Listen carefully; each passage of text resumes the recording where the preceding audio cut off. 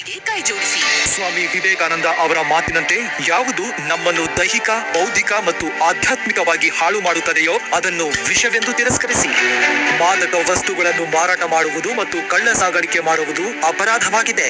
1 ವರ್ಷ ಕಠಿಣ ಸಜೆ ಮತ್ತು 20,000 ರೂಪಾಯಿ ದಂಡ ವಿಧಿಸಲಾಗುವುದು. ಮಾದಕ ವ್ಯಸನಿಗಳು ಕಂಡು ಬಂದಲ್ಲಿ ಮತ್ತು ಇವರ ಪುನರ್ವಸತಿಗಾಗಿ ಟೋಲ್ ಫ್ರೀ ದೂರವಾಣಿ ಸಂಖ್ಯೆ 1908ಕ್ಕೆ ಕರೆ ಮಾಡಿ.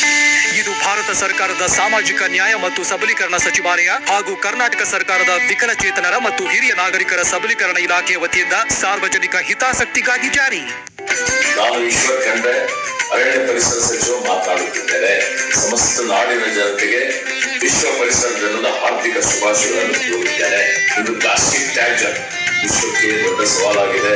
ವಿಶ್ವಸಂಸ್ಥೆ ಈ ವರ್ಷ ಎಂಡಿಂಗ್ ಪ್ಲಾಸ್ಟಿಕ್ ಪೊಲ್ಯೂಷನ್ ಅಂದರೆ ಪ್ಲಾಸ್ಟಿಕ್ ಮಾಲಿನ್ಯಕ್ಕೆ ಅಂತ್ಯ ಹಾಕೋಣ ಎಂಬ ಘೋಷವಾಕ್ಯದೊಂದಿಗೆ ಪರಿಸರ ದಿನ ಆಚರಣೆಗೆ ಕರೆ ನೀಡಿದೆ.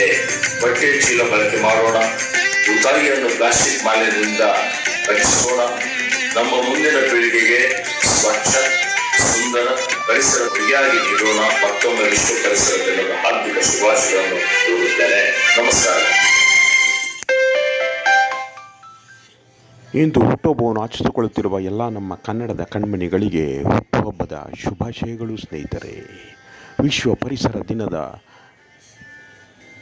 ಶುಭಾಶಯಗಳು, ವಂದನೆಗಳು.